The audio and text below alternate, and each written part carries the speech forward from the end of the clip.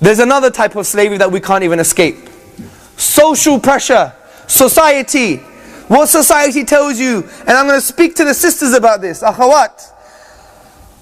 If I were to ask you what makes you feel pretty, many of our definitions would be not the definitions according to the Quran and Sunnah. Because according to the Quran and Sunnah, beauty is holistic. We don't say, does he have a nice arm? Does he have a nice ear? Does he have a nice eyes? We don't reduce people to single parts. We see them holistically. That's why our deen is a deen of oneness. That's why we see the inner aspects of beauty and the outer aspects of beauty, and it's all together. But if I were to ask you, you'd probably give me a reductionist view on beauty, meaning, oh, if I have nice eyes, or if I have nice fingers, for example. This attitude itself has not come from your fitrah, and it hasn't come from the deen. It's come from advertisements like L'Oreal because I'm worth it. Yeah? Isn't it? We see this all the time, and it permeates our society, and it develops something called the social norm. The social norm. Let me give you an example. I used to be an international project manager. I used to work for the government many years ago. And I was a bit of a loudmouth, okay? This is why I talk now. Yeah? And basically, we had a PA, a personal assistant, and she was wearing high heels, fair enough. And I'm not judging her, I just want to give you a reality of the example I'm trying to show. She was in high heels, and what I noticed was she had like 2 plasters over her heel, and it was slightly bleeding. And I asked her the question, what's wrong with you? Are you really comfortable in those? Yes. It makes me feel better about myself.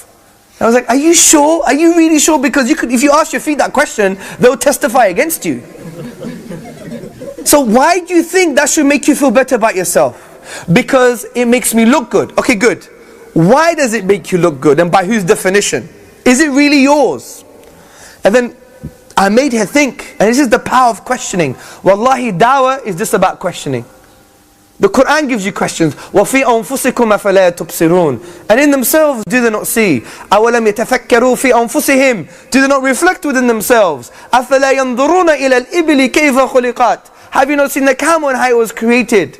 Questions, questions. Allah doesn't always give you answers. He's giving you these questions to direct you through this madness of life, to come to a conclusion that Allah is one and that He should be worshipped. So use questioning as well. Use the power of the Quran. So when you give them the tools of questioning, they're like, you know what? And then she took her shoes off.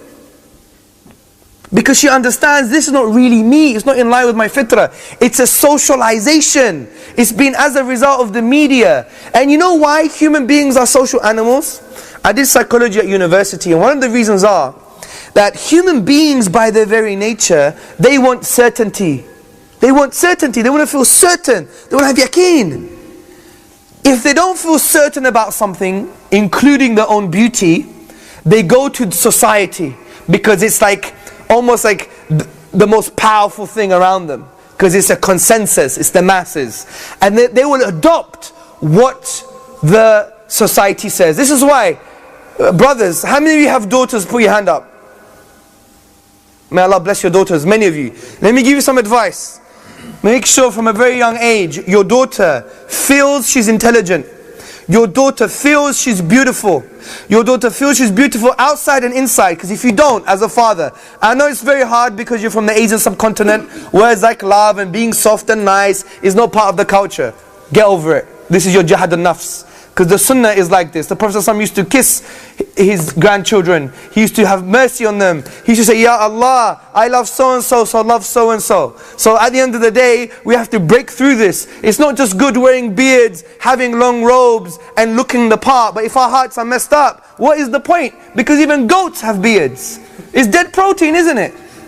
Now the reason we get reward because of the obedience, of the love of the Prophet ﷺ and Allah subhanahu wa ta'ala. But if inside it's not there, and this is why many of our youth are astray, because it's the parenting. Wallahi, the most important thing. So make your daughters feel pretty, make them feel intelligent. You know why? Because if they're uncertain about themselves, where are they going to go? To the social norm.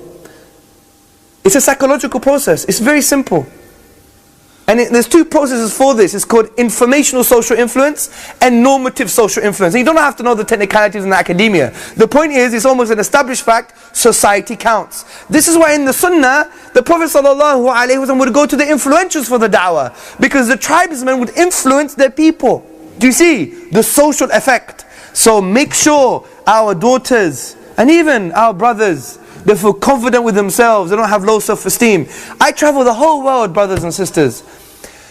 And what I see from our youth, low self-esteem, no confidence, no ability to talk, no ability to say something good about the deen, have an inferiority complex. And it's not their fault, it's not the deen's fault, it's the parents. Wallahi, it's the parents. And we need to fix up. All of you are future parents. So we need to instill this confidence from the deen inside them. So they could be people who go out there and they are people of Tawheed. Because Tawheed, what does it do? It should make you think you could take over the world. That you could move mountains by the will of Allah Azza wa Jal. Why? Because this is real Tawheed. You know, we always think, uluhiyya, rububiyyah, asma wa sifat, all the categories of Tawheed. Yes, this is academia. This is academia.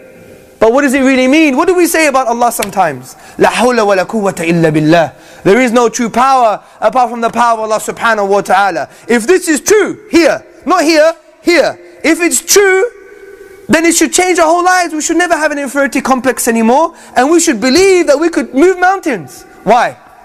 Because behind everything is the will and power of Allah subhanahu wa ta'ala. When things happen, it's because of His will and because of His qudra, because of His power. Not because of Joe Blogs, the Zionist, media, Sky News, this, that, the other, the government, oh, I'm a victim. When did the Prophet ﷺ act like a victim? Never. Because they knew this basic principle of Tawheed. Nothing happens except via the will of Allah subhanahu wa ta'ala. Khalas. This is why the Sahaba, they had nothing. They didn't have the iPads, the iPhones. They didn't have computer systems, no technology, effective weaponry. They just had the Quran and Sunnah. They had Tawheed in their hearts. And there were a bunch of villages equivalent in a contemporary sense. And they arose and they took over the world and spread the peace and justice of Islam. What do you think that was? Because they had great weaponry, they had interballistic missiles, they had nuclear weaponry, they had diplomacy. You think they had that stuff? They used to eat lizards. What are you talking about? It's because they knew Allah now.